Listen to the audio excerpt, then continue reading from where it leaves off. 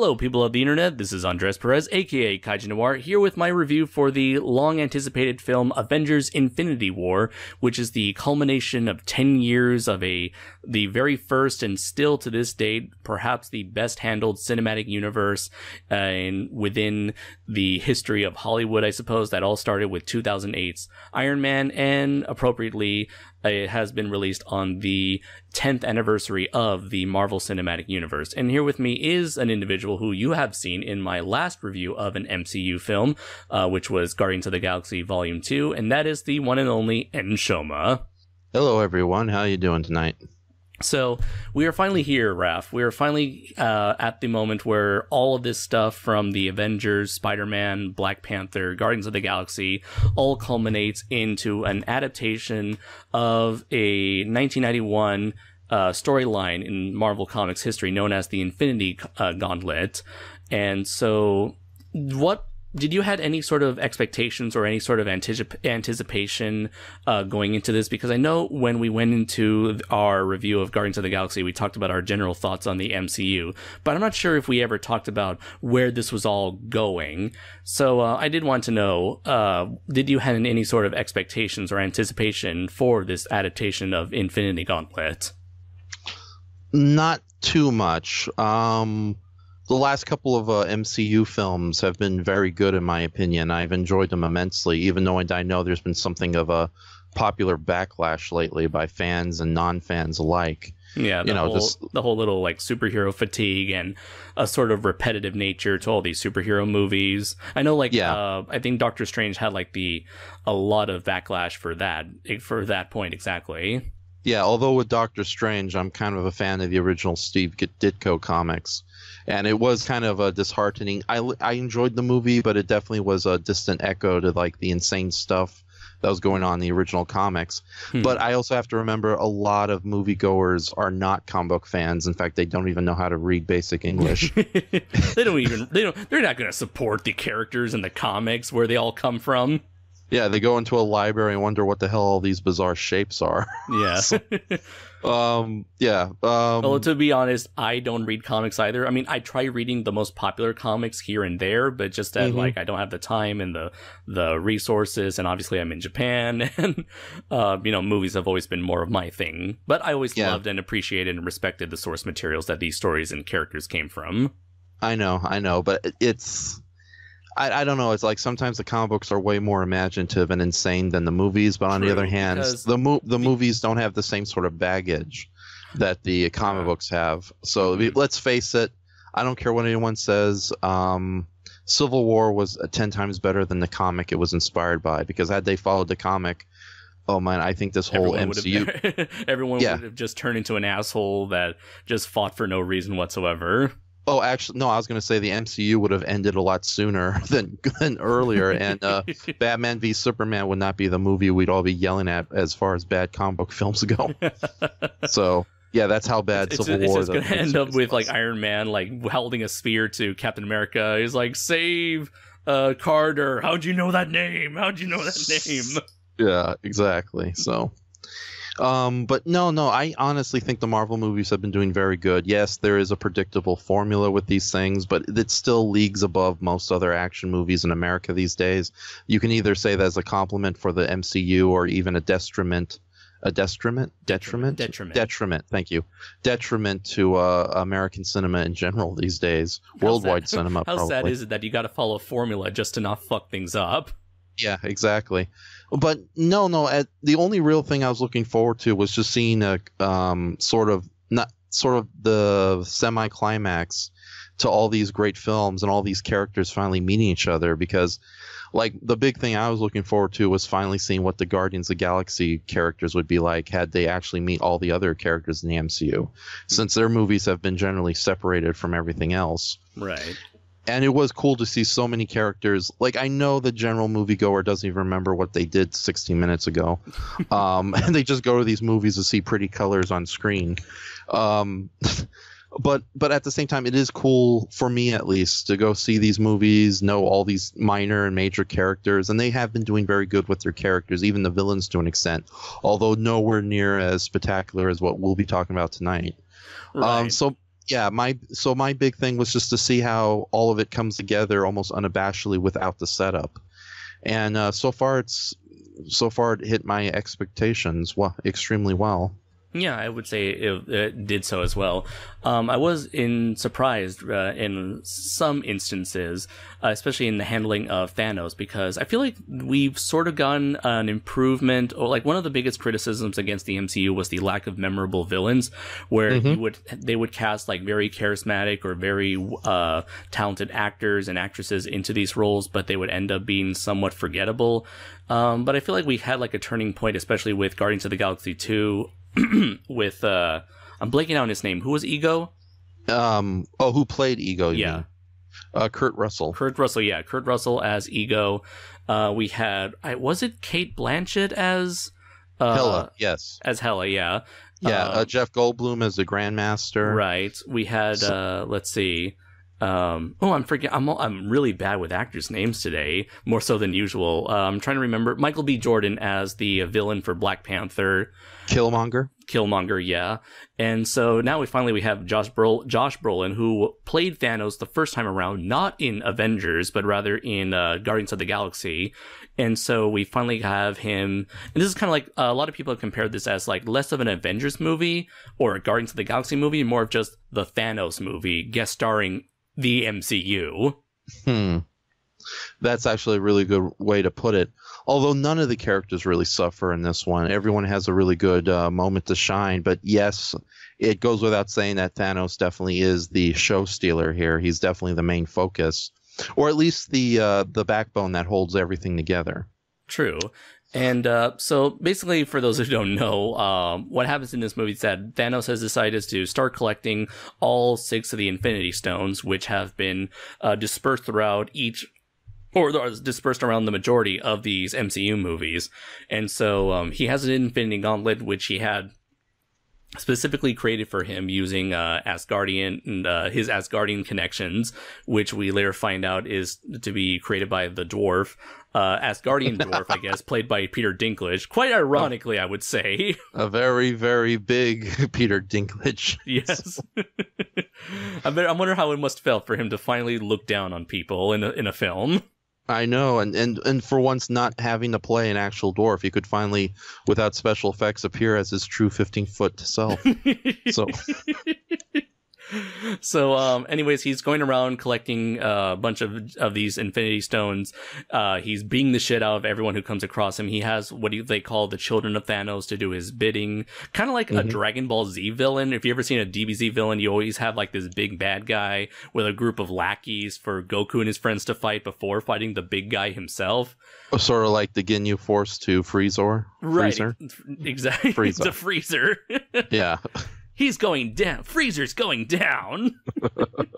Remember, Cooler was better than Freezer, but Freezer was cooler than Cooler. Yeah, their mom was called Icebox. So, and eventually we come to meet our characters, and they kind of divide themselves into these subsections. You have like Thor and Rocket Raccoon along with Groot.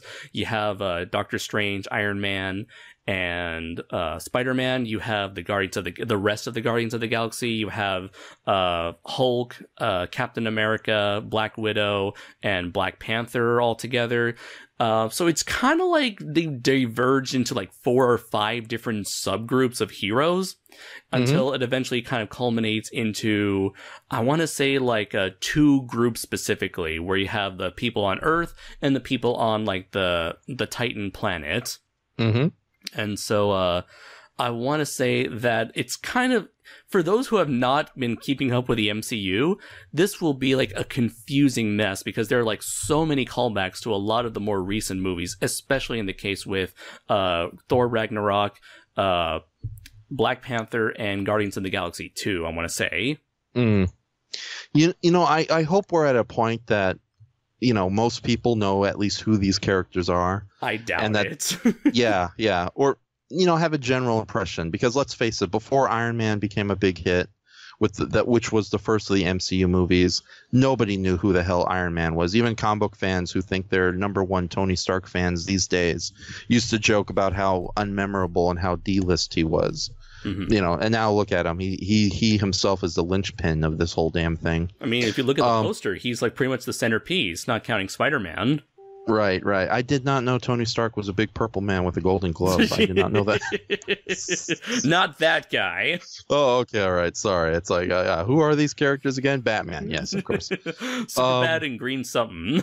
Yeah, exactly. Everyone loves Green something. That was such a successful movie. No, and also to give credit, I did steal that joke from Andre from Black Nerd Comedy. Anyways, so a lot of these movies, for the most part, work pretty well in terms of being like standalone adventures. However, I feel like Avengers Infinity War is one of those that does not really work on its own, where like a traditional film would allow its audience to be to recognize all these.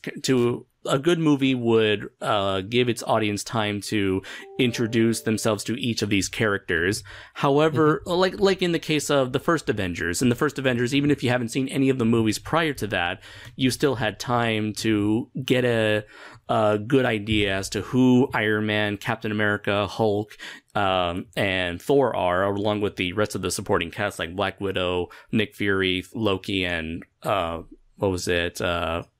what's his name? Hawkeye. So it gives you the chance to know who each of these characters are before the eventual team up. Here, they do in some cases, they introduce who some characters are, like Doctor Strange or Spider-Man. But then there are times where they just throw in all these characters, like Captain America, for instance. You know, he just shows up and you're supposed to instantly know who he is. When he comes to the rescue, to a certain hero's rescue. Yeah, that doesn't stop most audiences from clapping, though, because they know who he is. True, yes. So I'm saying, I'm just saying that this movie takes a different approach in terms of how it handles its storytelling, I mean, because other movies, again, they supposed to act as standalone movies and try to keep you up to date with, you know, who these characters are, what's going on in their universe, and how does this all work. This movie, on the other hand, does not hold your hand at all whatsoever, and it relies on you having seen all these movies beforehand. Now that might be a good, like I was trying to get at, some of the more major characters at this point is common knowledge. They're household names: Captain America, Iron Man. But you are right when it comes to the lesser known characters who we just been recently introduced. Like, you know, as far as it's like they don't make a big ado about M'Baku. M'Baku. M'Baku. Thank you. Yeah. Right. If you haven't seen, they just give a. If you haven't seen like Black Panther earlier this year, you wouldn't know that M'Baku is supposed to be like Black Panther's like rival turned ally, and so that moment when they like shake hands, it's like, good to see you, brother. You know, that moment would be lost to the audience.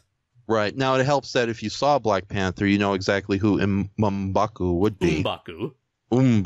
Damn it, I love that character. I can't say his name, so it's like my uncle Dibba-Dibba-Blubba-Blob. So, what's it again? M'Baku. Oh yeah. It's like, yeah. Thankfully, I actually have a friend from Ghana here who is a big fan of Black Panther and that universe.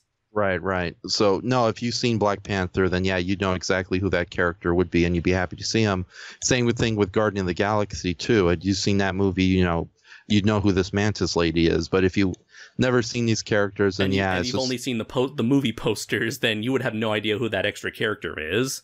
Yeah, and it's funny too because a lot of the first reactions from actual movie critics, so to speak, you could tell there were two camps. There were the ones who've been following these movies and at least have a good idea who all the characters were, so they're able to enjoy it. And then you had the movie critics, you know, the guys who are the first to scream the superhero genre is dying, just saying how overwhelming it was and how confusing it is. But at the same time, I really hope that, I know I've heard horror stories from some of my other friends and even some YouTube reviewers like the Blockbuster Buster, that there are people in this world who have no idea what these Marvel movies are at all, and that's okay. Life's too short to be watching all this crap. You know, and I say that to everyone who yells at me for not watching anime or Breaking Bad. But at the same time, I swear there's going to be people who just go to the theaters, never seen a Marvel movie in their life, and just asking questions left and right, and just being utterly confused and everything. And we live in a day and age where it's so easy to find these movies, not just overpriced Blu-rays, but digital copies and television airings. And if you don't whatever streaming service Disney's going to do later on. Exactly. And not only that, but it's sort of, for crying out loud, you and I have Wikipedia pages open right now. You can just do a simple article read and that's it. But there's nobody wants to do any kind of homework for the full effect. But at the same time, these movies have been so popular that I think that those kind of people are a very small minority. And to quote the great philosophers of recent memory, fuck them. So it's like this really is sort of this, like, it's similar to like Destroy All Monsters or Final Wars. It really is the big celebration of this ongoing series that's been going on for a long time, and we've never truly had anything like this in American cinema before, with maybe the exception of the James Bond films, even though those are kind of international productions. But yeah, we've never. And even then, those films, outside a good number of memorable villains, you only really have James Bond and only James Bond to worry about. Here, we got tons of side characters, tons of lesser villains, a surprise cameo from one villain we thought was long gone. Oh yeah. So it's a big old thank you present to everyone who's been following these movies. Not to mention a thank you present that also rips your heart out if you're not familiar with comics. Now, I do want to know, have you actually read the Infinity Gauntlet? I actually did, and it was a good mix between kind of serious pathos and just wonderful 1970s comic book silliness. Even though it was like, I gotta check that when that came out. What was it? Infinity Gauntlet was 1991, so it wasn't 70s. It was 90s. Wait a minute. Are you serious? Are you talking about the original miniseries? I'm talking about the Infinity Gauntlet published by Marvel Comics, written by Jim Starlin, penciled by George Perez and Ron Lim. It was a 6-issue limited series from July to December 1991 as part of a big crossover event. That's so weird. Yeah. The 90s did produce something good after all. Well, you said 1991. 90? Yeah, it's the 90s. Wait, 1990, the year you mean? Let's see. The roots for the series date to concepts developed in the comics Starlin wrote and drew for Marvel in the 70s, primarily Thanos and the Infinity Gems. Starlin returned to Marvel in 1990 as a writer for Silver Surfer and developed this storyline and eventually led to this storyline, according to Wikipedia. This was a 1991 storyline. There's going to be so many bastards in the comments right now. It's alright. I'm not that popular. I know, but... No, it just kind of confuses me because usually, well, it's the beginning of the 90s, so this is before the really stupid shit really took hold of the franchise. Yeah, you see, Superman wouldn't die for like another year. Yeah, and plus it's artwork from George Perez. It's like, I like his artwork, but it is very much stuck in the 70s mode. Not an insult, that's more of a compliment. So no wonder I was confused. But I did read it. I just didn't bother reading the year. Okay. So, but the character, the character himself, Thanos, was introduced in the 70s. And it took him a long time to get. Wow, that was like almost 20 years just to get to his point, so to speak. It took him twice as long as it took for him in this cinematic universe. Yeah, well, to be fair, it took 10 years from us to get from from the first, not 10 years, from the first. Like, I don't know how long between the first Avengers and this film, but it was a little bit. 6 years, yeah. 6 years? Okay, good. I was almost going to make the guess of 8 years. So it's also kind of interesting how like time passes in the Marvel MCU. It always passes in real time. So if it's been 6 years since the Avengers happened, Tony Stark actually says they attacked New York 6 years ago. That's just as a little side note, that's not completely. There are some Marvel movies that, kind of skip around with time here and there, but you're right. True. As far as that thing goes. Primarily, yeah, everything it primarily moves in real time. Okay, so yeah, here I was thinking this was like a 70s comic, but now thinking about, yeah, the colors are too good for a 70s comic. I should have known better. But no, the original Infinity Gauntlet, it was a good mix between like an epic storyline, but it still had a lot of really good, like just bombastic Yes. comic book elements going on here, especially like the whole battle between Thanos and the basically every major godlike creature in the Marvel universe, which is really hoping that they'll touch upon in the next movie. It would be awesome to see the likes of the Living Tribunal and Eternity himself appear in this, as well as Mephisto, maybe played by In-Betweener. Yeah, the In-Betweener, Yondu, the Watcher, Galactus. Well, obviously we're not going to have Galactus. We know that the Watchers do exist in this universe because they made a cameo appearance in, I want to say, Doctor Strange, maybe? No. Guardians of the Galaxy. Oh, yeah. Volume 2. Yeah, right. But that was more of a jokey cameo. Right, but it's still a canon cameo. Yeah, that is that a hired being such as the Watchers exist. Yeah, but at the same time, I don't think they're going unless that's the whole point of the second movie. I don't think they're going to be making a major appearance. I don't know. There's so much stuff that we know isn't going to show up in the sequel, and there was a lot of things they left out in this first movie that did not make it into the. A lot of stuff from the first comic that didn't make it into this movie. Yeah. So for better and worse. Yeah. So. I did also read the Infinity Gauntlet several years ago, back when I was still in college, and I borrowed it from a friend of mine, and it was a very entertaining book with a lot jam-packed with tons of characters, a good half of which I probably didn't even knew about, and especially when it came to the more cosmic entities, like all those that you mentioned before, and I am hoping that we get that side of the story for the next book. But I'm really surprised that they were able to pull off a kind of like mortals versus almost omniscient, godlike being with Thanos, and they were able to pull. I thought, how are any of them supposed to put up much of a challenge? But I'm really surprised. I was pleasantly surprised that they were able to put up some really thrilling and heart-pounding action sequences, just one after another, putting up a really decent fight against Thanos and his minions. And much more brutal, surprisingly, against the classic heroes in this movie was, because I don't think anybody recognizable survived at the end. I know we won't get into spoilers, but right. Yeah, they weren't as good towards PD there as they were here. So. True. And okay. Let's see. As for the main villain himself, Thanos, I was genuinely surprised. Like I mentioned before, that one of the biggest criticisms was the lack of memorable villains and how they've been slowly improving over the last year or two. And Thanos is certainly a very good, well-written villain, in my opinion. With a little bit nitpick in terms of his motivations, but I really enjoyed his portrayal from Josh Brolin. I was surprised that they redesigned his armor, specifically his helmet, because I know Thanos, he has a very distinct, very classic design, especially with those yellow horn-like pieces over his brow on his skin tight helmet. And here, before he takes off his armor, they redesigned that whole helmet from what it looked like in Guardians of the Galaxy. And that's just a tiny nitpick, but I didn't like how they added these layers of armor on his helmet.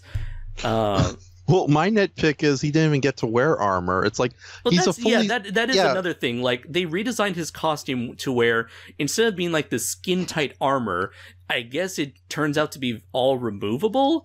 And throughout the entire marketing of this movie, I was really surprised that they were promoting this armorless, basically naked Thanos, despite how he normally looks in the comics and in all his previous appearances. Oh, he's not naked. He's wearing nice sweats and a vest. He's wearing he looks like a bulkier, a bald, bulkier Bruce Willis from Die Hard. He's got the tank top, the wife beater, and the pants and the boots. Yeah, It also didn't help that scene where he's wearing the oversized shirt saying "I'm with stupid" every time he's right next to Nebula. What's that about? Also, did you saw those early memes when the first trailer came out and people started seeing like the armorless Thanos? People started making comparisons between him and like that fat bald guy from Pawn Stars. Really? I never saw those. I just saw the ones where it was just Homer Simpson holding the Infinity Donut. Well, here's what I was gonna say. Like, I know that major Hollywood blockbuster films, regardless if they're Marvel, DC, or otherwise, they're constantly hammering in the point that, hey, we bought these actors. They really are in this movie. And that's why there's almost never a Spider-Man where Spider-Man gets to keep his mask on without it disappearing, especially in those first 3 Sam Raimi movies. If you look at the poster, nobody is wearing their masks. I know. Like, yeah, I know. It's just ridiculous. It's like, I know a lot of them technically don't really have secret identities. Like, a lot of them are spacemen or out in the public. But at the same time, it's just so obvious. It's like, again, what's the point of even having these full costumes in the first place? If, like, you get the idea the studio heads are constantly saying, it's like, we need to see the actors. You know, get them out of that armor. But it's a big purple man. It's like, why does they don't even just show Josh Brolin? I just shared with you the Rick from Pawn Stars meme. Yeah, no, that's what I'm getting at. It's a fully CGI alien character. Unless it's a lot less expensive to have him just wear a vest, there's really no need for him to take off his armor in like the first 3 minutes and then just, you know, be Thanos, the celebrity, throughout the movie. So it's just bewildering. And like I said, I love these movies very much, but at the same time, it does feel like they do kind of dumb down a lot of elements just to appeal the masses, and I think that might be more of a terrified money reason than a creative one. So, and I'm looking at the image.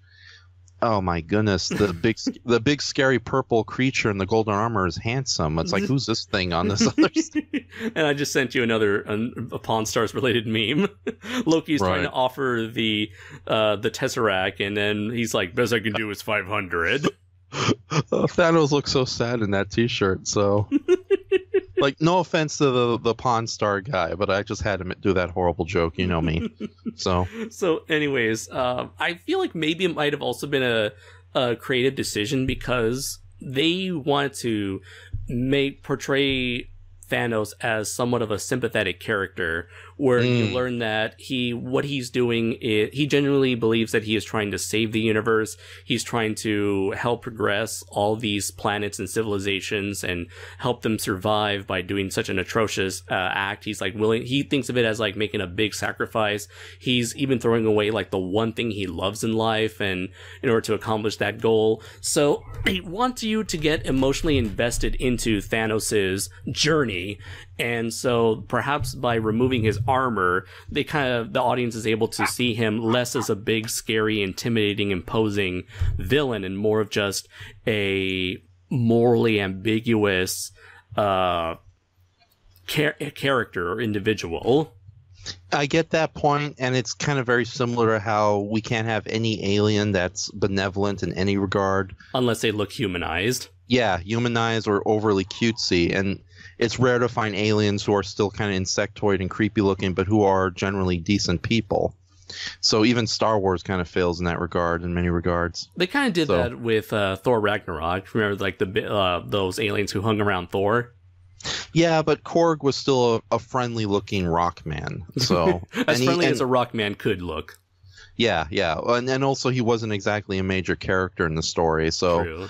I might get you do have a good point with Thanos, though. I might concede on that point, but at the same time, it does feel a bit like a cop-out, so to speak. Yeah. And another creative decision is that perhaps because like he takes off all of his more recognizable armor after he gets 2 of the Infinity Stones, and it's like maybe it's also meant to send a message that he's so confident with these 2 Infinity Stones that he doesn't even need any of that armor anymore.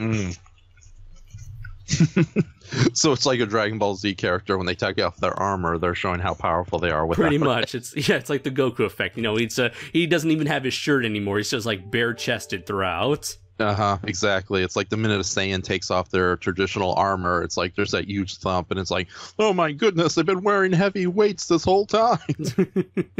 Yeah, and by the way, I do love his introduction in the movie where he just like beats the shit out of the Hulk. He's just, he wipes out two important characters that's been around for many years. He makes the Hulk his bitch, and then this is even like before the main title the main title comes in. He just comes in, kicking ass and taking names, and you're like, oh shit, things are about to get real right now.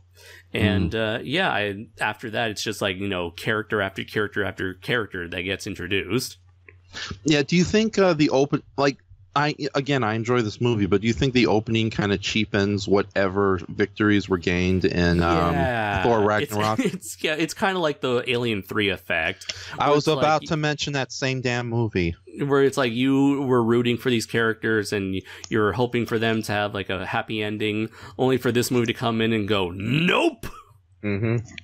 So yeah, it does suck a bit.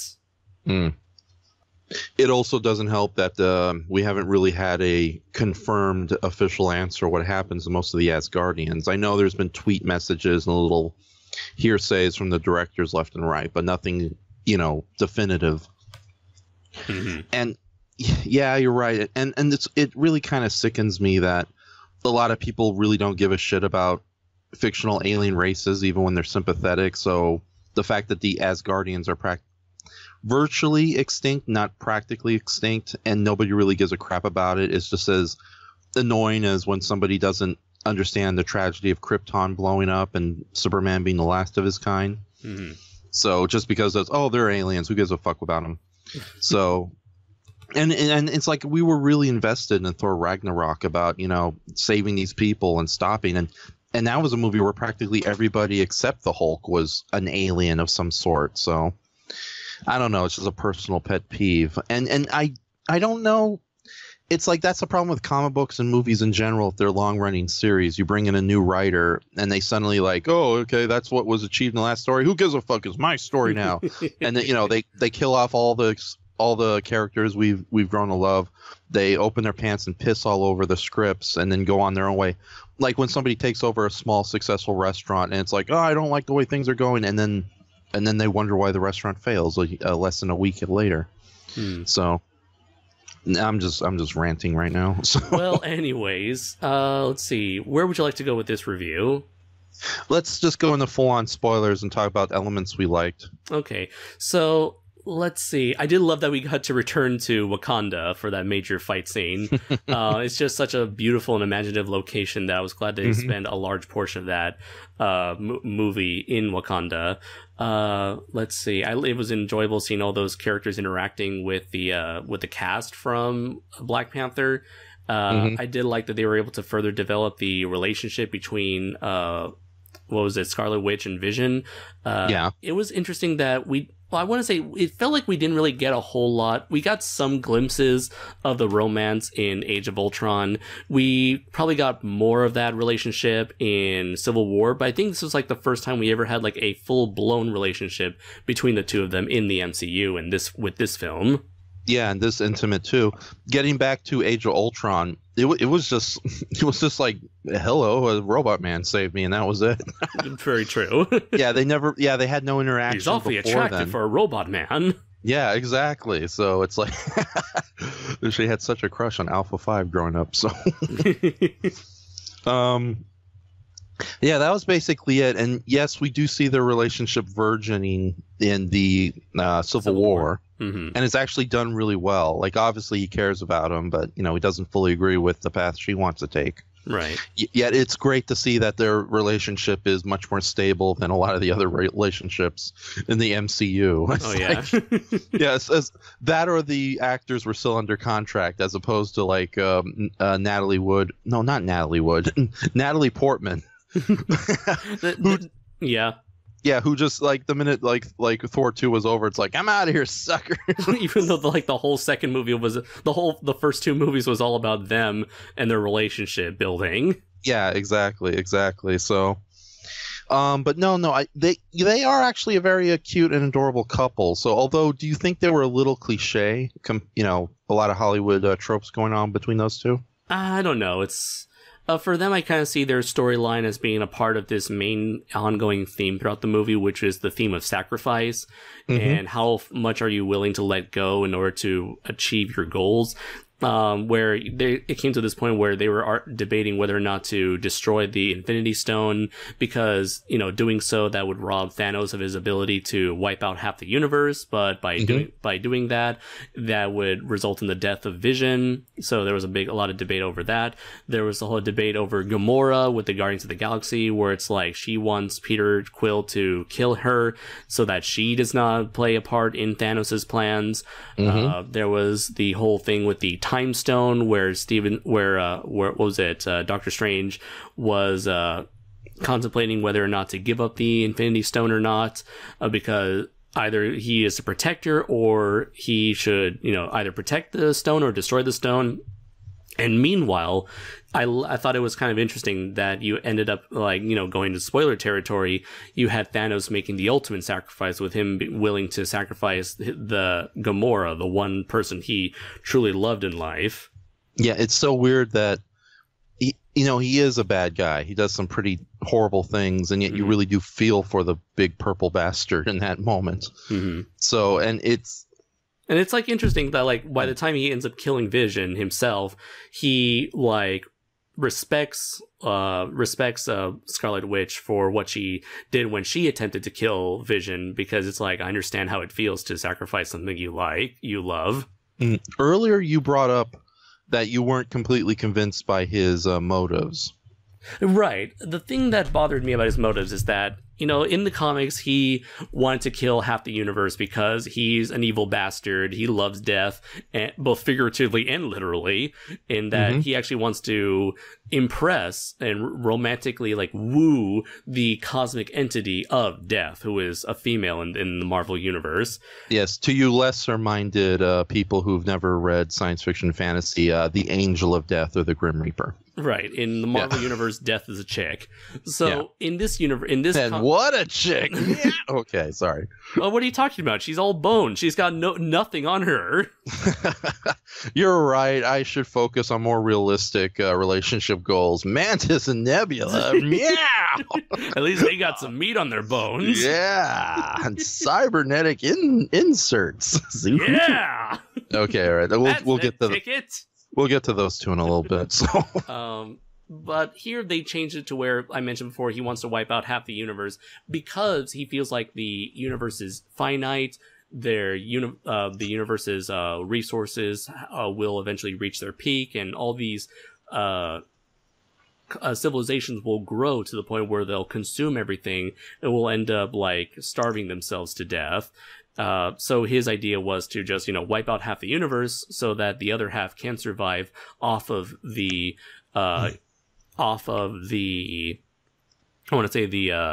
resources left. So I get where he's coming from. I understand the motivations. It's just, I feel like it's too broad of an action to where I have a feeling that he mentions that he wants to wipe out half the universe and that he will be indiscriminate. He'll, wipe out people from poor, lower class, middle class, the rich. But I feel like in certain societies, I feel like overpopulation and limited resources is not the only thing that would lead to the collapse of a civilization. I feel like there are things such as greed and corruption that prevents that will also lead to a civilization that would decline. I mean, God, look at how many civilizations that are currently or how many, countries and, a bunch of countries throughout Earth's history that have been dealing with that situation. I mean, look, even right to this day. There's nothing wrong with the United States of America and the corporations that run it. What are you talking about? How dare you question the money masters? And so I feel like just simply by wiping out half of the rich and half of the poor, you're still going to have, in some civilizations, or perhaps, theoretically millions of civilizations who still have people who are in control hoarding all the resources to themselves and continuing to let their civilizations decline, even if there's only half of it around. That's actually a good point you bring up. Like, just because you get rid of half the people in the world isn't going to make the world any better. You're only getting rid of half the assholes. There are still assholes out there. Yeah, on the other hand, though, and no offense to you, that does sound a little more like a too human concern. Like, how do we know there's a lot of alien races out there who are surprisingly peaceful, but they are overpopulated?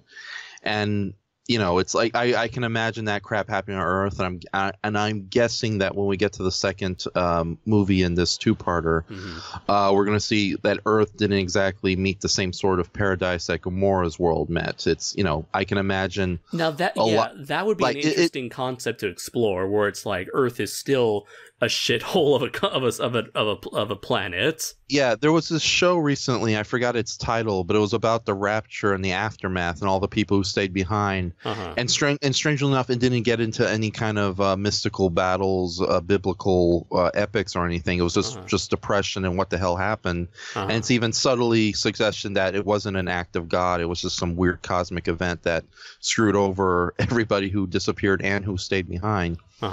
But it really showed that, like, in such an insane situation, a lot of assholes would use the opportunity to, you know, advance themselves power-wise, or just any excuse to commit horrible acts just for the sake of it.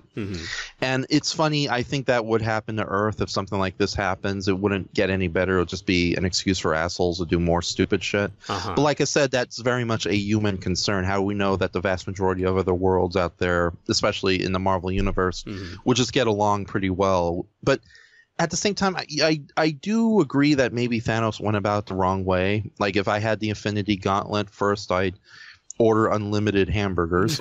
So, and I dressed myself up as the king of Hamburger Town, aka Wimpy. But after that, I would go about population control in probably a less brutal way. But then that would also mean, you know, doing things that I know is not popular. Like, first, oh God, what is it? We're gonna get rid of all unhealthy food. Yeah, no, except for me. Only I am the one that can eat McDonald's all the time. Oh, screw McDonald's. That's horrible. I was thinking like Wendy's or Burger King. No. Make a vast majority of individuals who don't deserve to reproduce because they don't take it seriously impotent. You know, like the beginning of Idiocracy, that movie from the maker of Beavis and Butthead, about a future where people just slowly get even dumber and dumber because the wrong people are just reproducing. Yeah, or the sketch from Monty Python's The Meaning of Life. You know, it's like every sperm is sacred. And those are like extreme nightmare versions of just people not using common sense and not, you know, wearing a condom. And I know Red Letter Media made a joke about it. It's like, you know, Thanos should have gone about it. It's like, here's unlimited condoms for everybody. But like, you know, I live in Los Angeles, and I've heard and seen enough horror stories where people don't use simple birth controls for the men because the men have, like, you know, oh, it makes, I don't, you know, some kind of stupid inept reason. I'm not going to go into it. There's probably kids listening to it. Right. Yeah. So anyways. Yeah. No. Like, there's like tons of ways to like fix the universe. And if you could bend reality, like advance the resources, you know, keep the populations low through like, you know, simple things like that. Maybe, you know, mandatory sex ed, you know, regardless what the politicians and parents of the universe wants. You know, it's like, but yeah, calling everybody, I think that might be more of a fault on Thanos himself. Like True. Like in the comics, after all, he is the bad guy, so it's like he has the excuse of being wrong. Yeah, but at the same time, both the movies and the comics, he's portrayed as a nihilist. He's one of those people who really does feel that life is not as special as people think it is at best. And maybe he thinks that killing people is perhaps the only really efficient way to go about this. So, but at the same time, it may also be, and I hate to be the cynical bastard that I am, may just be the screenwriters not really thinking about this through, or like not really. True. It's like, you know, I probably thought that the whole, you know, wanting to impress death thing, or wanting to would be like too weird for for mainstream audiences to understand. So they try and made it a bit more generic, saying that he wants to wipe out half the universe because he thinks he's doing the right thing. And that's a much easier motivation to get for audiences to understand than to say he wants to fuck the Grim Reaper. Yeah, although the comic books do kind of go into good detail on why he falls in love with the Grim Reaper. You know, he's basically an outcast. He was treated horribly by his own arrogant people, which helped, you know, gain his nihilistic point of view. And then he meets this wonderful angel, literally and figuratively, that, you know, just appeals to him way too much, especially considering the crappy life he's had. Granted, the idea of a giant space alien falling in love with the Grim Reaper is all sorts of silliness. So you know, the kind of stuff if it came from Power Rangers, you'd laugh your ass off, but since it's from Marvel, you take it seriously somehow. and also like I think it not only would be too weird for audiences, but you couldn't really execute it well without some kind of bizarre snickers going on. Like, I know if this movie was made in the 90s, when 90s movies were just, you know, dumber than usual, you know they'd stick to the subplot of Thanos wanting to get it on with a living embodiment of death. So. Well, maybe they're saving Death for now that Disney owns Fox. Maybe they're saving the character of Death for Deadpool 2 or 3. Oh yeah, that's right. For those who don't know, Death doesn't like Thanos. She likes Deadpool, the one person who can't die. Yeah, she's a fickle lady. So yeah, but then again, the comic book also had what's her name? Thanolina or. In order to piss off the Grim Reaper, Thanos creates a sexy female version of himself, and that's like, oh yeah, I think I remember that. Yeah, just to spite her. And there's like a sad panel where he's just like, you know, making out with Thanolina or whatever her name is in his like cosmic throne room, and Mephisto is like, I think, laughing in the background, and Death is like, why am I here? Why am I dealing with this? Can't I just go home? I got Baron Munchausen to kill. Come on now. That's an obscure reference. Yes. Well, anyways, I know. Yeah. So, like I said, I have some issues with his motivations, but I can sort of forgive them because it's something that I only notice when I think too deep into things. But like in the context of the movie, I feel like it works for as much as it does, as much as it can work, and I feel it's something I can like look past personally. It's just one of those lingering thoughts that, you know, is constantly nipping at me. One of the other things that I was not a fan of was Iron Man, because I'm not sure, I seem to be in the minority about this. I don't know about you, but it feels like Iron Man is one of those characters that they keep reverting in terms of like character development. Like every time he supposedly matures at the end of an Iron Man movie or an Avengers movie, he somehow reverts back to his childish, immature ways. You're not in the minority, because I do agree with you. I like the movie version of Tony Stark more so than his comic book counterparts. Although I do know they made him a little more of a likable jokester in recent comics. In order to reflect one of the many changes that Marvel has made, apparently, in order to reflect the comics. Yeah. I mean, in order to reflect the MCU. Yeah, but it kind of works because he's mostly a more playful character than he is in the movies. But to be honest, I think that's just a case of just like poor writing and a lack of taking the continuity seriously.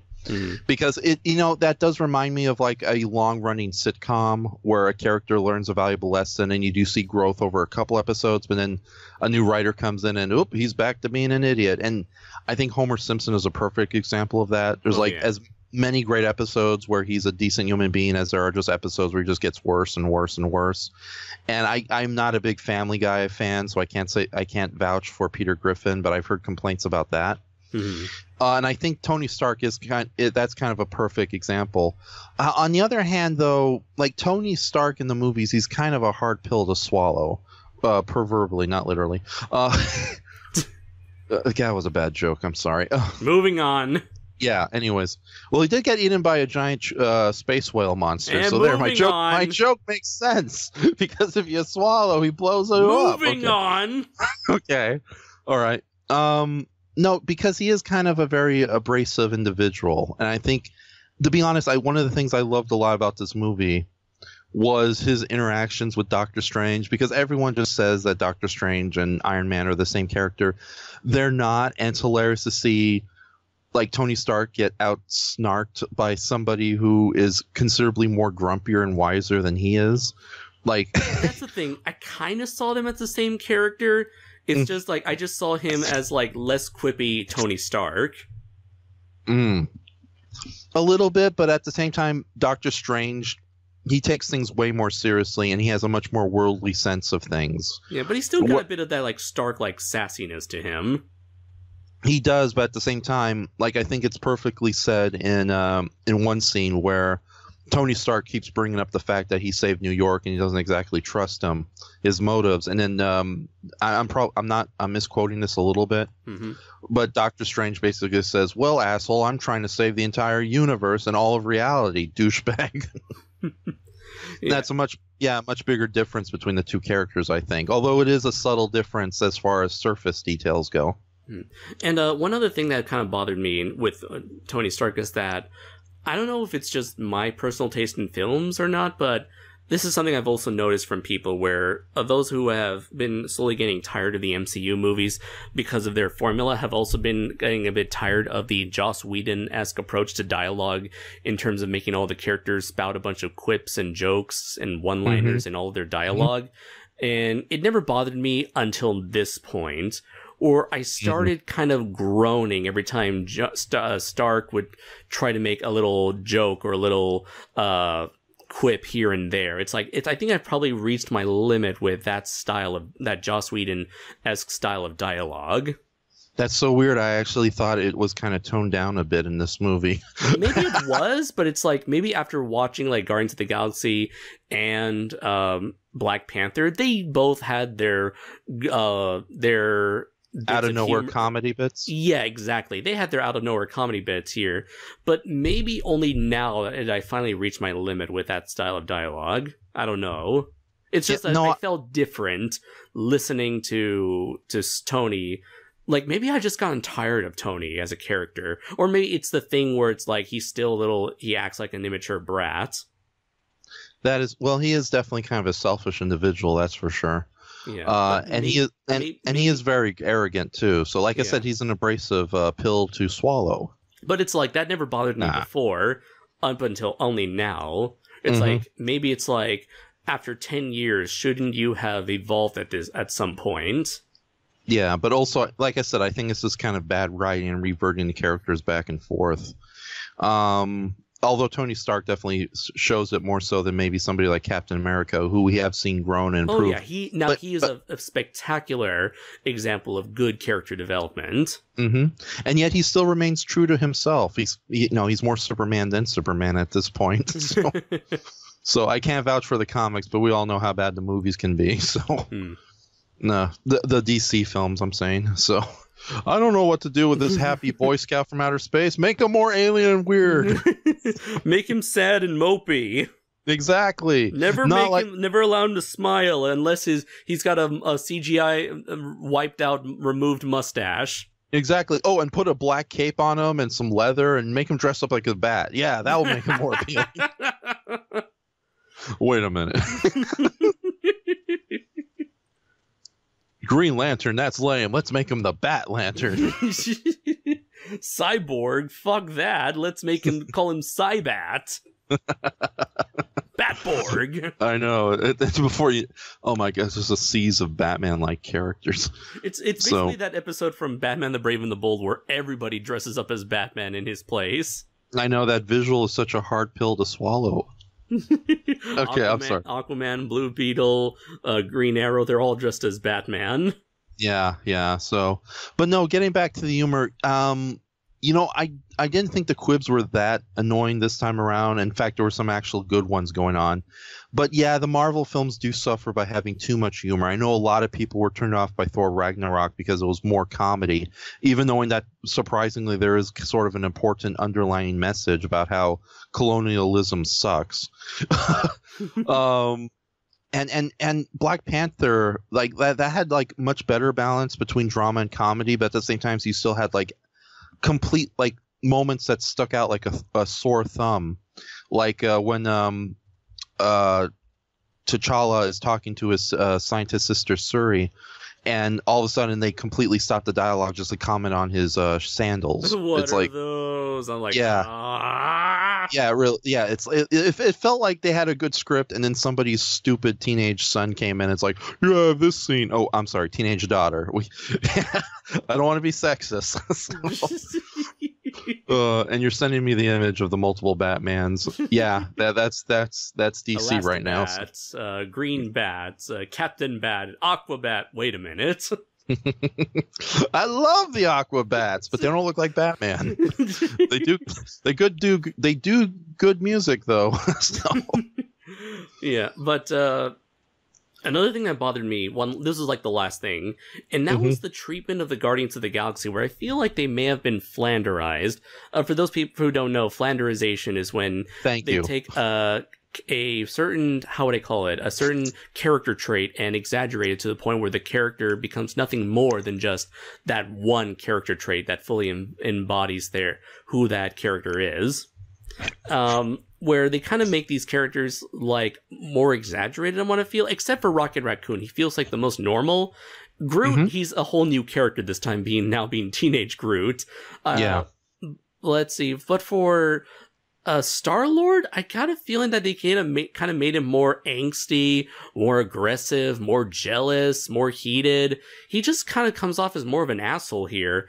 And Drax comes off as more of an idiot than before, where before he would just like take things literally.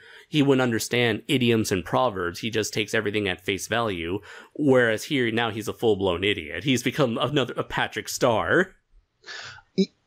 It's not as bad as I do see the so-called flandering going on. There's just got to be a much more established, better word for that than flandering. Howdy doodly, neighborino. Yeah, exactly. Oh God, I wish we had better vocabularies, you and I. Well, I do see that a little bit, and especially in as far as Drax go, because in the second Guardians of the Galaxy movie, Drax, although he still didn't get metaphors at all, he was much smarter, and he had generally a much wiser person, especially that great thing about it's like, oh, you're whining like an old woman because I'm old and wise. Or it's like it was a thing where he didn't know how to I guess because he's always been a loner, he just didn't know how to fully, he didn't know how to properly interact with people. So he would say things that may seem appropriate, but he just doesn't know any better. He would just say things like out of the blue, unaware that he's supposed to take things seriously or take things comedically, or it's like people are having a private moment, but he's unaware that people should have a private moment. Instead, he's like, instead, I eat so quietly, I become invisible. It's like, hi, Drax.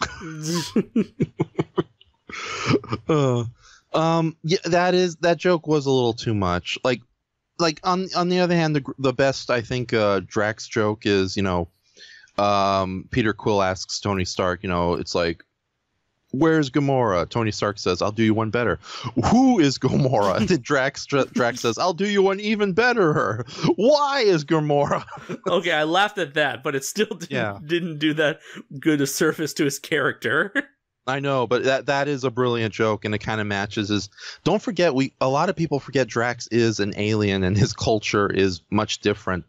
Not just the missing of the metaphors, but the fact that he's much more blunt and open about his feelings than a human being would be. It's and in the second Guardians of the Galaxy, he had a lot of great moments that showed that he is a much more intelligent person. A little dense, but he's much more intelligent. We'll give him credit for. Here, though, he was a little more on the jokey side, although I don't know. I get the feeling that there was probably a character in the movie that suffered even worse in the jokes department. Like the bizarre subplot about the Hulk not wanting to come out and Tony Stark. That was really weird because all of they featured the Hulk prominently in the poster and in the trailers. There's that part where all the characters are running towards like the screen, including the Hulk right next to everybody, and instead you see none of that. Because apparently the Hulk is having like performance issues. Yeah. Some people say it's performance issues. Other people have said it's like a little kid who's just had a really traumatic experience on the roller coaster ride and doesn't want to go back on. I would say that it's definitely like a interesting sort of development for the Hulk where, after getting the shit kicked out of him by Thanos, he's actually afraid to come out. We've never seen that before with the Hulk. He's always ready to, show up whenever Banner lets him loose. But yeah, this is an interesting development for Hulk. Yeah, but did you think that was a little going overboard when he's having like cartoon style transformations that don't work out with like big green faces and whatnot? We've had that before, but I don't know. Now that's one of the bits of comedy where I thought it was funny where he's like, no, come on, what are you talking about? We got a lot to discuss after this.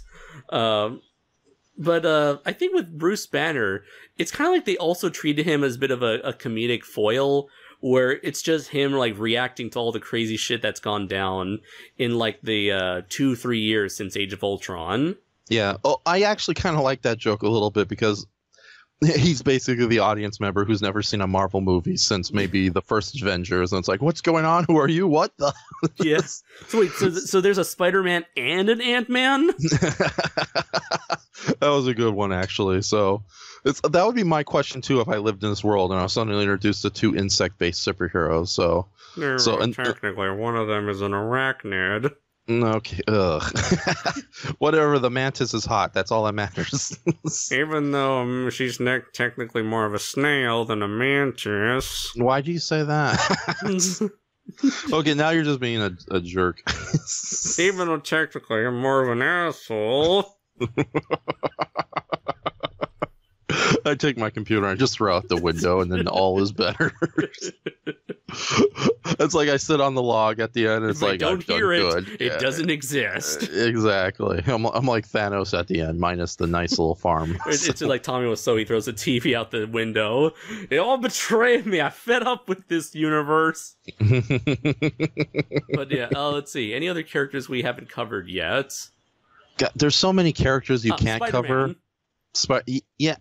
Oh, Spider-Man. It's like, why do you listen to Spider-Man? He's 6 years old. I like Tom Holland as Spider-Man, but at the same time, maybe I'm getting at the point in my life where I'm getting sick and tired of teenagers, period. And it's like the My Chemical Romance song, "Teenagers scare the living shit out of me."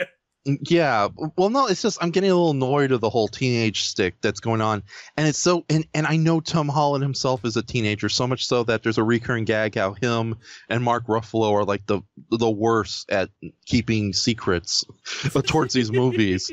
Like they interview and they just keep throwing spoilers left and right because they really are that naive and dim-witted.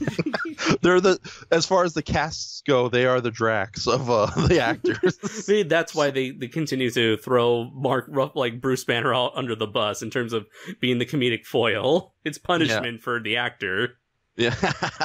Yeah, but no, Tom Holland, I don't know. It's like some of the stuff Spider-Man, it was cool to see Spider-Man enter the big leagues and just work alongside Tony as his ward. Mm-hmm. But at the same time, it's like some of his teenagerisms, if you will, got mannerisms. No, not mannerisms. Teenageisms got on my nerves a bit, especially how, and this is kind of true to a teenager, unfortunately, how utterly dumbfounded and disturbed he was whenever he was around the alien characters with Mantis and Drax, constantly looking at him like they were gonna do something horrible.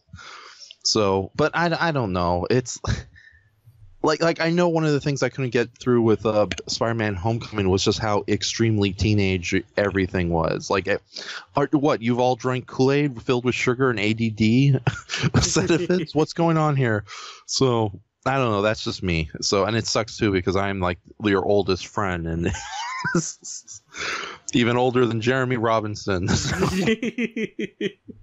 Jeremy Robinson is my friend. Okay. Although I wish he was. He served in World War II. I served in WW1. And yet you don't want to hear about my stories of mustard gas? Nah, you didn't fight the Nazis. You were fighting the boring kind of Germans. At least they celebrated Christmas. Oh. Yeah, anyways, This- but yeah, Spider-Man. Yeah, Spider-Man. I liked him. Okay, I know. Like I said, I make that joke with everybody. Like they keep making Spider-Man way too young, and He's we not are going to get. young. He's not too young. He's a teenager. That's how he was in the comic books, and that's how he is in the movies. I know, but it's getting like ridiculous. It's like I don't know. Just be glad he's the only teenage superhero now. Oh, thank you. Yeah, you're right. The teenage phase, the idea of teenage superheroes died a long time ago. I mean, it's like, they tried to do that with Dragon Ball Evolution, that failed. They did that recently with the Max Steel movie, that failed. Yeah, well, they did don't that with forget Power Rangers, that failed. Well, oh my dear sir, you do know that we're currently stuck with Power Rangers Ninja Steel, and it says high school. I'm talking about movies, damn it. Oh. Well, I'm sorry, but you do remember the Power Rangers movie that they recently did. I just mentioned that. It failed. Okay. Oh, okay. The age of teenage superheroes is almost over, my friend. Yeah, but with that said, there's still a wide television wasteland of teenage superheroes, like, oh god, the Thundermans and shit like that. Oy. So I don't know who those are, and I don't care. Good. Don't look into it. Don't look into it. But yeah, Power Rangers Ninja Steel is just Pacific Rim Uprising had mostly teenagers, and that failed also. Indeed. And isn't it weird how the little non-teenage girl ends up being a better character than the teenagers that surrounded her? True. And the adults. Okay. Yeah, the adults too. So unfortunately, they all got killed or possessed. So. All right. So let's see. Anything else? I have a huge crush on Nebula and Mantis, so it was great to see those characters / actresses show up. Got anything else to say about them? I kept hearing various stories that there was a lot of footage and interactions between Tony Stark and Nebula, and I'm hoping that in the sequel, since they're both the only survivors of their little clique, that no, they don't get together. I'm not going to ship them. So, but that they do become friends in despair. In this post-apocalyptic wasteland, and Tony wasn't able to get to Earth. It'd be kind of funny to see how those two kind of work off each other, especially the kind of like how Tony Stark is the big jokester, but he turns out being a foil to Captain Strange. It'd be neat how his interaction with her would go. But it was neat to see Nebula come back, and that's another thing. There's so many great characters, even if they have small screen time. They have real great moments to shine. So, and who else is in this movie that I thought was really cool? Oh, let's talk about Thor. Yeah, I feel sorry for poor Thor, and yet he still soldiers on. He's the ultimate optimist. He was surprisingly one of the most badass characters in the movie. Oh yeah, it's and weirdly enough, him with Rocket Raccoon had some of the best scenes in the movie, and it's great to see Rocket Raccoon not suffer the great flandering, where he's matured greatly, especially that one great. He's still snarky, he still does his weird jokes and all that. Especially as far as his weird obsession with cyborgs. I'm gonna get that arm. Yeah, it's like I'm gonna get that arm somehow. Unfortunately, he disappeared, and that arm's no longer available. That's what the sequel's all about. Rocket Raccoon is trying to save the universe just so he can get that arm. But no, it's like I love that scene where Rocket Raccoon realizes that Thor is a little down on the dumps, reasonably so. He's practically watched everybody he's known and loved died. And then just gives him a pep talk to see if he's okay. Not a pep talk, but just to see how he's okay. Ask him how he's doing. And that's interesting that they kind of highlighted the fact that Thor has already sacrificed everything more than anyone else. He lost his father, his sister, his brother, his kingdom, half of his people, his hammer, his hair. He lost Idris Elba. He lost Idris Elba. He lost his black friend, his token black friend. Don't say Idris Elba. Like I said, his token black friend. I hate you. So it's very cool to see him having been able to kind of grow into the kind of person that can make the sacrifices. Going back to the reoccurring theme of the movie, he's the one who's able to get a good hit on Thanos by the very end and almost kill him. Yeah, so unfortunately he didn't aim for the head. So right. Yeah, but no, it was great to see Rocket himself mature into a character who's a little wiser than he was in the second Guardians of the Galaxy. Because in the second Guardians of the Galaxy, he was almost to the point of you're really going overboard from your first version. So, and what other characters were great? The Black Order, or Thanos' children. Oh, they were okay. They were just very standard, but they served their part well. They were just someone for the heroes to hit. In that regards, they did their job well. So that's all. Yeah. So you know what they remind me of? They remind me of the the earlier MCU villains. Like, I could easily see any one of them be one of the main bad guys to a movie and be completely forgettable, like Yellow Jacket or the Dark Elf or let's see. Most of the villains from Iron Man 2? The villains, Whiplash from Iron Man 2. The big scary robot armor person from Thor 1. Right, Obadiah Smith. I can't believe I know that name. No, not him. Thor. Okay. The Destroyer. That's what it was. The Destroyer. Okay, not Jeff Bridges from the. No.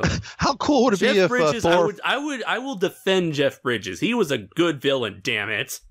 No, I was gonna say how cool would it be if we had a giant metallic Jeff Bridges fight Thor in the first Thor movie. So it's like, I'm the dude. But with that says, I think there were competent enough villains, both in their execution. Yeah, and I really meant to be minions, lackeys, and that's all they served, and that's all they were meant to be. Yeah, but they did a good job in that regards. And out of all four of them, was there four of them? Four. Yeah, the big guy, the woman, the ninja guy, and the smarmy talking chatterbox, Squidward. Yeah, Ebony Maw. I thought he was the best of the. I love his design, though. I love how just like snively he looks. You know, he's just got that like squinty-eyed sneer. I love it. Oh, his dialogue was also great. Like, you know, it's like, be grateful that you're being killed by Thanos. You're so lucky. So it's I love that he's got the power to back up his words. Yeah, exactly. And that's another thing about this movie I love so much. Like, it's not like typical fiction written by unimaginative twits that are not me, where a science fiction where the science and magic are equally powerful, can take each other out in a battle. And it's cool that Ebony Maw is 100% alien telepath, yet he's an excellent match for Doctor Strange. And in between, you have a character like the Scarlet Witch, who is an extreme telepath, but her powers are more mystical than they are scientific. So it's great that we have like all these different flavors of science fiction fantasy in a movie, whereas other ones, you know, it's like magic can only fight magic, and science is powerless against magic, but is powerful, you know, that kind of nonsense. So I enjoyed that immensely. So yeah. Let's see, anything else before we talk about the ending? No, it's like it was just a lot of fun. Like, there's really nothing. It was a very satisfying. Despite my qualms with how some of the characters were handled, there's so many of them, it's easy to overlook them. Yeah, exactly. But like I said, even the characters who only get like extended extended cameos, I should say. Like they all had really. Yes. Oh, the Collector. I hope he's not dead. Like, Benicio del Toro obviously has too much fun doing that weird role, and this was like even the weirdest he's ever been. I really hope he's alive somehow. We see him again, but I just hope Howard the Duck is still alive. Yeah. How cool would it be that in the sequel? Okay, we'll get. Actually, let me share that thought when we get into the ending. But yeah, so many. Oh, God, no. Even the minor characters like Wong and Mantis, they all had really good moments there. Yeah, oh yeah. Yeah, so even the little conversations, like, you mean to tell me you don't carry any money with you? Oh wait, I think I have a nickel. Oh, the minute he mentions sandwiches, it's like, actually, he says rubies. It's like, I hope that's enough to buy some sandwiches. Oh yeah, it's like, how much is that? About 10 cents. Yeah, and there's even some like great character moments that you don't see the first time around. Like, I love the part when we first see the Guardians of the Galaxy, and of course they're listening to Rubber Band Man, one of the greatest songs ever made. From the Spinners from Detroit. It's funny because when Peter Quill is like, okay, we're gonna go save people from a bunch of villains, so put your mean faces on, and right behind him is Mantis, and she's doing the most adorable mean face imaginable, like, that's a joke you don't get the first time around when you're watching. And that's another thing about this movie, there's so much going on that it's definitely worth multiple viewings. So yeah, no, it works out beautifully. But then again, like we were talking earlier, you and I, we've been on top of these films. Yeah. Yeah, proverbially, not literally. Oh, God, that joke's not working. Laugh, damn it. We've been keeping on top of these films like an easy to swallow pill, and it's oh God, for us it was much more satisfying than say the person who's never seen these movies at all before. So yeah, I think it works out for us, but I don't know how the vast majority of people in America will be. Although I've seen it twice with large audiences, and they were totally into it. They knew these characters, like when even the minor characters they clapped for or were excited to see. Like again, damn it, Mumbaku. Umbaku, thank you. It's not It's Umbaku. It was great to see him, and it was funny because I was sitting in a late night audience on Tuesday. It was packed, and it was amazing how many people were happy to see him. It's like, oh great, I'm glad to see him. So yeah, no, I think this movie is a success all around. So, and it definitely was sort of kicked a lot of people in the nuts who thought these movies were on the way out. So yeah. Let's see. But as for speaking of movies that might be on the way out, let's talk about the ending. So, or should we? We've kind of gone a bit spoiler free so far. So let's just give our final thoughts and then go into the ending. So, yeah, Thanos killed Ultraman. Did you see that? Overall, it was a great movie. It was a very enjoyable movie.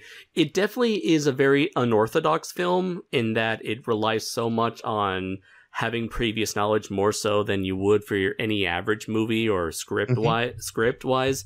But still, for anyone who is a big fan of the MCU, there's a lot here to love. But if you're someone who hasn't been enjoying the MCU or has dropped off recently, then this will most likely not be the movie for you. This is for people who solely like everything that's been going on up to now, and this will be like a good experience for them. Anyone else who's jumping in, it's probably not going to be for you. So in other words, you just said what I said, but more elegantly. So isn't that always the case? Yeah, you're the Ebony Maul to my Thanos. So it's like I'm wearing a giant oven mitt. I'm gonna blow up half the universe, and you translate. He wishes to exterminate half of all of existence. Thank you, Squidward. But anyways, the ending itself is a very powerful and emotionally gripping ending without getting into what it happens. However, I have a feeling that a lot of the powerfulness of that ending will be lost depending on what will happen in the next movie. Because a large part of my enjoyment, a large part of what makes this movie memorable is that finale. However, if everything is undone by the second movie, then that's going to make this ending feel not as good. And it's going to devalue that ending in hindsight. But Andres... That's why I can't really give it a final rating, because I just don't know how this movie's going to age with time. But Andres, what are you talking about? How could a movie that features a giant reality-bending, time-bending resurrection glove at all undo deaths? Don't you know it's permanent in the movie? It's like, I don't know. That's the thing. It's like, sure, comic books have been doing that ever since Superman came back to life. But with movies, movies can't go on. As much as Disney and Marvel seem to be trying, a movie series can't go on forever like a comic book series can. Even comic books have had to reboot every once in a while. And, stuff like Godzilla and James Bond have had to reboot over the years. Batman and Spider-Man movies, they've been rebooted a dozen times. But movies can't go on forever, and everything needs to end at some point. And it's like this so much so that it's kind of fearful what Phase 4 is going to be like if they do a Phase 4. Because where do you go after this movie? And, if these characters can come back to life, if these characters are able to overcome something as great as death, then all that tension in future movies may be potentially lost. I would counter argue to say that maybe if they don't do it because comic books are infamous for bringing characters back to life. Right. And it wasn't just Superman. It's like Superman's died like you look at the covers of multiple '60s Superman issues, and he was dying left and right every week. Oh no! Superman has the super chicken pox. Superman what fate will befall on the Man of Steel now? Superman must eat all these burgers, or he'll explode. I'm sorry. Don't, Superman. I'm sorry, Jimmy. It's the only way. Throws Jimmy in the sun. Will Jimmy survive? Tune in tomorrow. Oh God, yeah, no. Comic books are infamous that way, and yeah, I think if these Marvel movies don't play it right or don't keep some deaths permanent, I think we are going to be seeing that happen with these films. Right, you're going to have a series with like zero tension and zero like suspension of disbelief, and these characters will forever have like the ultimate plot armor. I mean, we sure as protagonists, these characters have plot armor to some extent. But it's like good writing allows you to look past that plot armor. Here, it's like it's going to make that plot armor more noticeable than ever now. Yeah. Again, it's not for sure, but it is a fearful concern to have. Mm-hmm. Yeah. No, the thing, as it's funny, the Russo brothers, the guys who wrote this and directed, they kept making. They started with Winter Soldier, right? Yes. Yeah. Yeah. No. They made, and it's funny too because they started out doing sitcom work, and now here they are doing the Marvel universe. Mm-hmm. But no, they kept insisting this was a standalone movie that would stand on its own. And no, it is like the first Lord of the Rings. Like it's hard to judge those movies individually now without the whole creature. Now that we know what it's like. Uh-huh. And even though if this was a standalone movie, that ending would have much stronger punch. That it would, because literally everybody failed, except Thanos, of course. He's all happy. So big old shit-eating grin at the end of the movie. So, and no, actually, it's a kind of a sad little poop grin because of all everything he had to give up just to get there. Yeah, it's like he was hoping to retire on that farm with Gamora. So let Peter Quill take her to prom. So that's not going to work out now. So. But yeah, it's like I am a little afraid that the follow-up movie, because I know we have Ant-Man and the Wasp and Captain Marvel coming up next, but those movies will stand on their own regardless if they're good or not, and at this point I think they will be decent. Although it's going to be one hell of a status quo for them to ride around. Yeah, exactly. So, and also, I can only imagine, because the Netflix shows are indeed in canon with the MCU. So I'm thinking, what are they gonna do? I don't know. The television shows are so distant to me, at least, and so underwhelming that I just ignore them completely. Dare you? What? I know I've seen a couple episodes of Luke Cage. It's great, but then don't forget we have the Inhumans. And then it's like, don't worry, it was officially canceled like a couple days ago. Doesn't matter, still exists. And then of course, besides Iron Fist, and besides that, at least 3 of them are good. The second season of Agents of Shield. Besides in Agents of Shield's entirety, 3 of them are still good.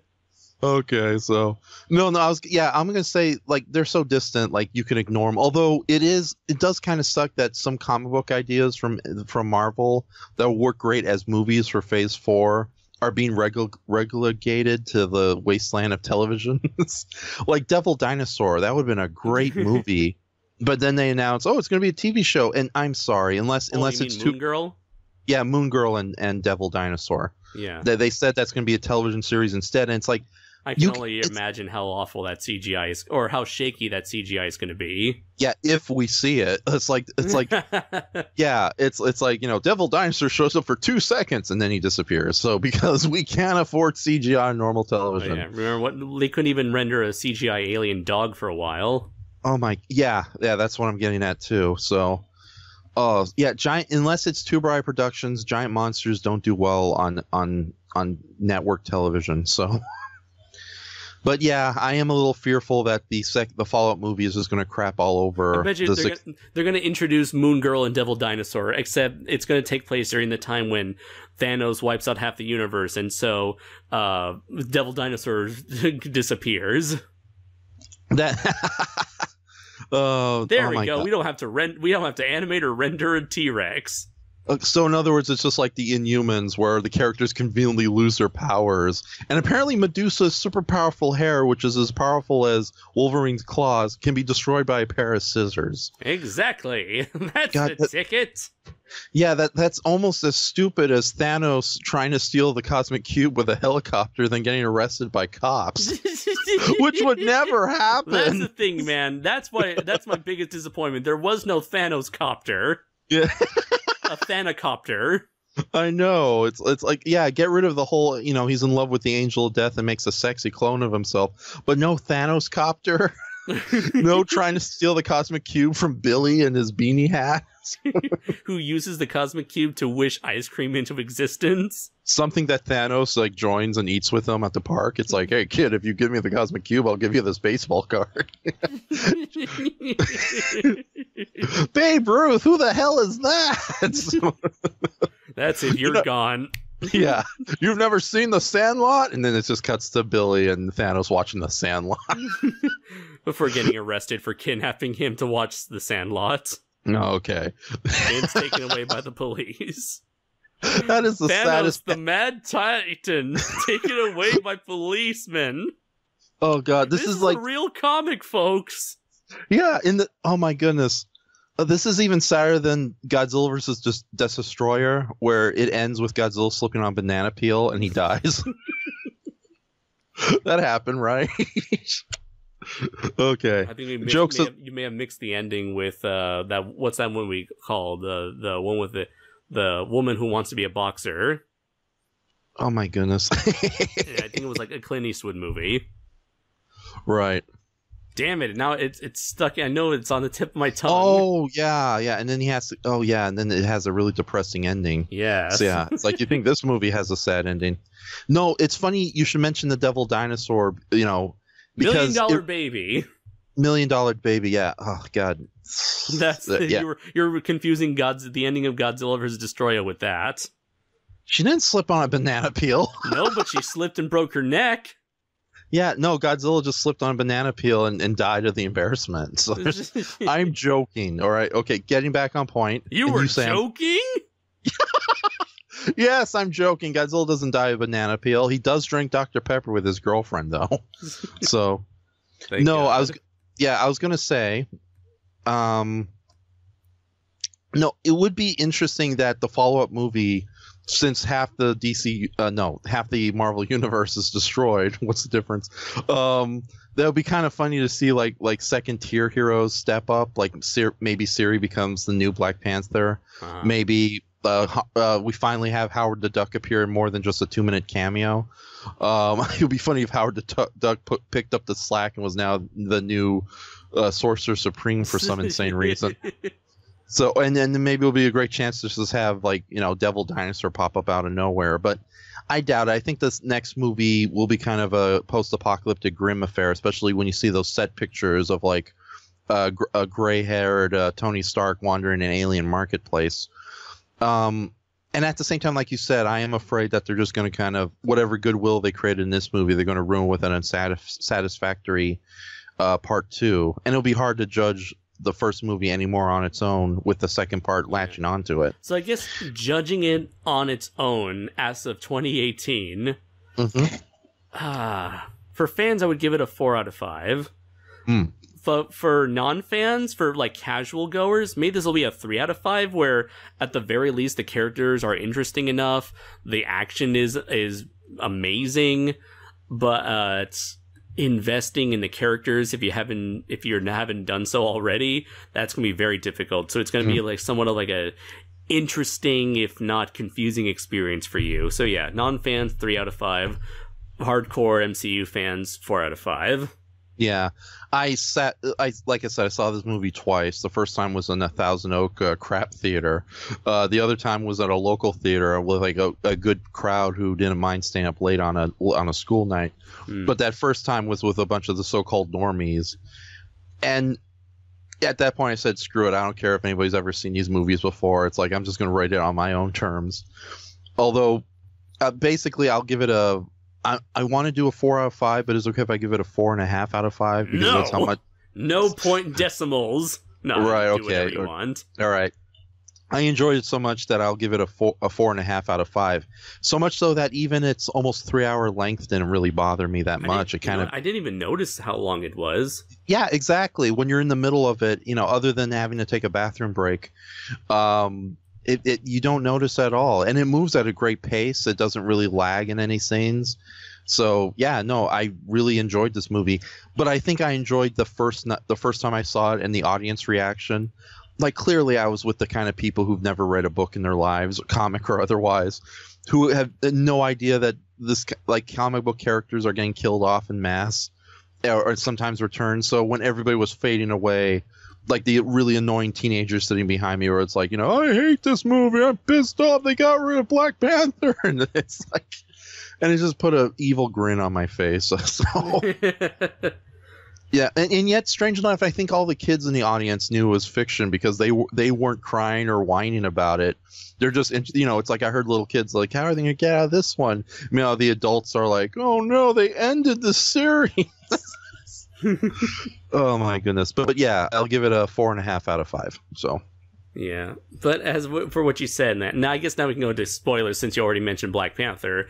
Yeah, so half everyone dies, or almost everyone except like the main Avengers died because, Iron Man, Thor, Hulk, Captain America, they all survived, except all the new characters died. And it's like, there's no way they would allow the new characters to die because...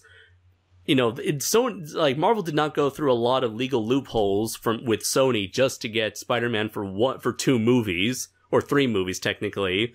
So there's still going to be like a Homecoming 2 and a Homecoming 3, perhaps a reboot down the line and another whatever Spider-Man movie. And then of course Black Panther was super popular this year, so that was already a red flag for me. It's like there's no fucking way they're going to get rid of Black Panther after how successful his first movie was worldwide.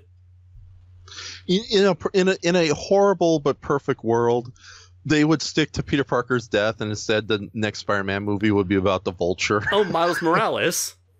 Oh yeah, that guy. All right, fine. I forgot there's more than one teenager in a spider suit out there.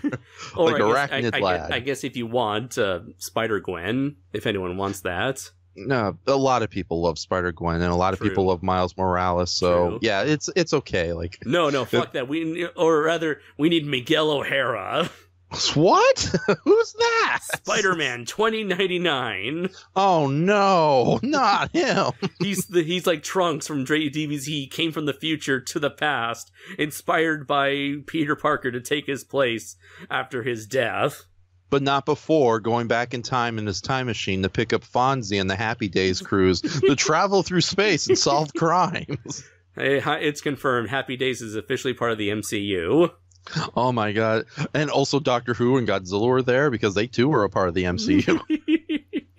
So yeah, Godzilla temporarily shares a telepathic link with a gambler, and then tells J. Jonah Jameson off, leave that Spider-Man kid alone, J. Jonah. So it's like, I want Godzilla.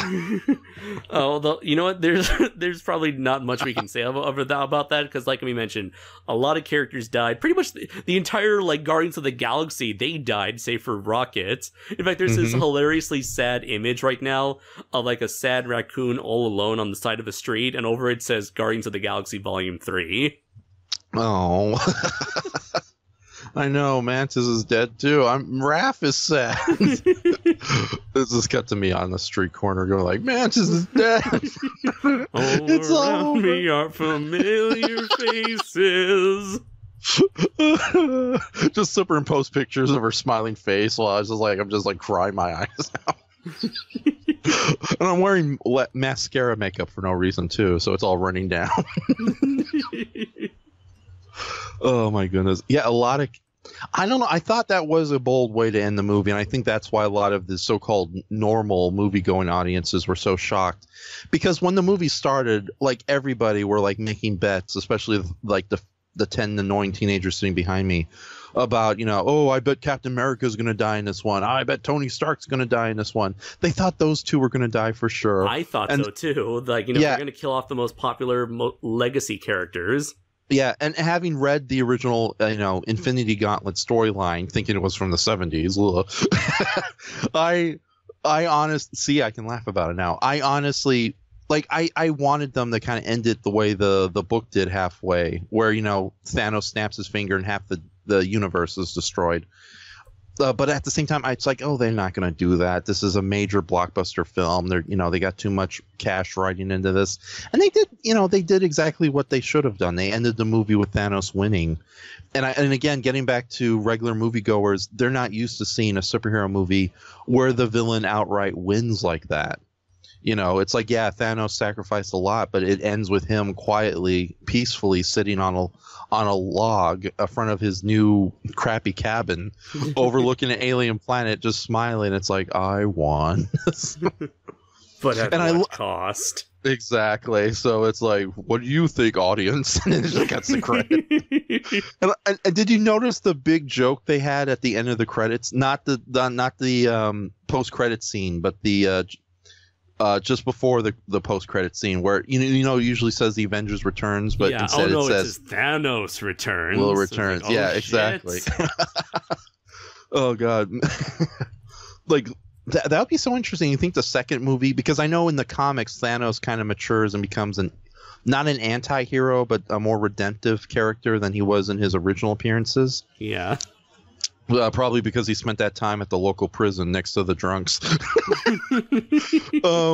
But do you think the second movie is going to kind of play onto that idea, or you think he's going to take a back seat to everybody trying to defeat Thanos? I think everyone's going to try to undo what Thanos did, and that's going to get his attention and have him come out of retirement with the gauntlet, the melted gauntlet, at half its power now. I'm sorry, I just got this silly image in my head, like Thanos has finally set up his internet in his crappy cabin with an old laptop he found at an alien thrift store. It's like, okay, let's see what's in the news. Oh my god, they're all coming for me. And all the superheroes. Crap! And then just all the superheroes just like jump him in the middle of his cabin. Yeah.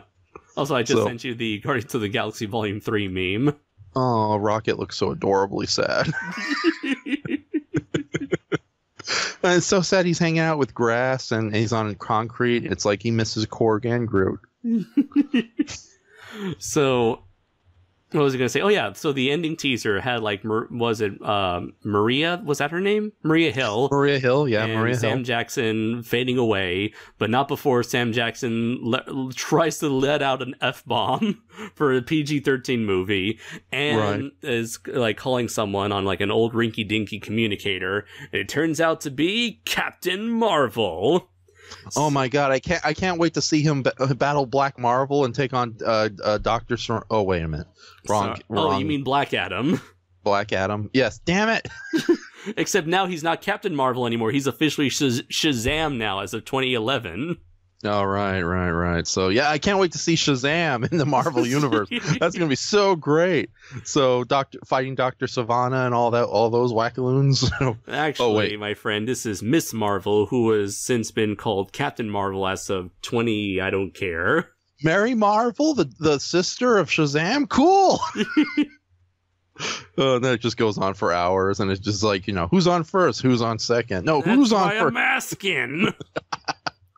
But I am interested in seeing her movie because just for the fact that first off, it's going to be the first real female superhero, female-led superhero movie in the MCU. We've had a lot of really great female characters, and this movie definitely was overpouring with them. But it'd be finally nice to see somebody in the lead role in that regard. Mm-hmm. Secondly, what's her name? The actress? The one who was in Kong Skull Island. Yeah, look, never mind. It was going to be a stupid joke, anyways. We'll skip that.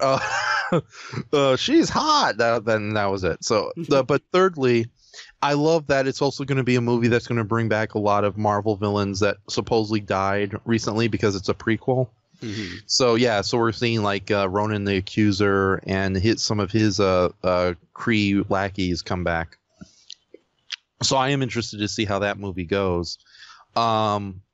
But at the same time, that scene definitely left a lot of people confused, especially even comic book fans. They're not familiar with Captain Marvel, the female character, as they should be. So how did you feel about that, though? I honestly don't really care because my only exposure to Miss Marvel was Avengers Earth's Mightiest Heroes, where she was Miss Marvel, and she, you know, got her powers from from Marvel, and, you know, became a superhero and joined the Avengers. And so I thought she was a decent character, but I've never read any of her comics. I know the controversial Avengers 200 issue with her. So I know enough about her to get, like, the gist of what she is, but I've never really been enticed by her storylines. I just thought she seems to be an interesting character. I know, hilariously, like in recent comics, they've kind of tried to draw her looking more masculine, but they end up drawing her looking more like a man, to the point where some fans have started referring to her from Carol Danvers as Carl Manverse. Actually, I look at these pictures and she looks like a really freaky looking elf. like those weird androgynous looking elves. Oh, David Bowie. I'm the Goblin King and I've come to fight Thanos. Look at my balls. It's like, oh, this is it. This is like the perfect image I've seen of quote unquote Carl Manverse, where it's like, here she is next to a woman, and you can tell, like, you're supposed to, like, both of these, it's really weird looking at her compared to, like, a more traditionally, I guess, quote unquote traditionally drawn woman. Oh my god, this is so terrible. It's like, where's her chest? I know. She's got like a large jaw, and if it weren't for like the lipstick around her lips, I would have no idea she's supposed to be a woman. Tilda Swinton, what are you doing here? They're bringing back Tilda Swinton, everybody! Yay! I get the intention that they want to make a less sexualized female character, but I think they went a bit too far and lost something here. Yeah, there's nothing wrong with tomboy characters, but yeah, this is a little silly. So Judge Reinhold, I didn't know he was a Marvel character. Oh my goodness. Just Google Carl Manverse and you'll find a whole lot of different art like this. You know, this is just silly. Okay, I think we should start. As hilarious it would be just to make fun of like all this obscure Marvel ephemera, I think it's probably best we start wrapping things up. So with Captain oh, Brie Larson, that's her name. Brie Larson is a cutie.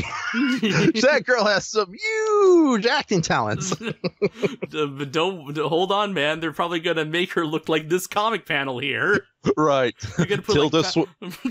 Tilda. Go on. They're gonna replace her with Tilda Swinton, or she's gonna mocap for Tilda Swinton. I was gonna say like Tilda Swinton is Brie Larson is Captain Marvel. It's like, why don't you just hire Brie Larson? Shut up, Tilda Swinton. All right, fine.